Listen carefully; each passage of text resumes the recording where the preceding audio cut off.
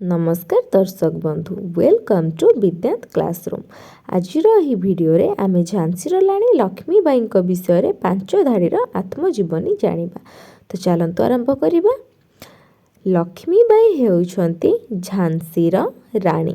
से 19 नवेम्बर 1828 मसीह वाराणसी रे जन्म ग्रहण करथिले। तांकर नाम मणिकर्णिका तांबे थिला। मणिकर्णिका 1842 मसीह झांसी महाराजा गंगाधर राव नुआलकर को विवाह करथिले एवं परे तांको लक्ष्मीबाई बोली कुहा जाउथिला। भारतर स्वाधीनता संग्राम रे तांकर अनेक भूमिका रही। आगको एपरि सुंदर सुंदर वीडियो देखिया को चाहूथिले आम चैनल को सब्सक्राइब करने को भूलिबे नहीं। धन्यवाद।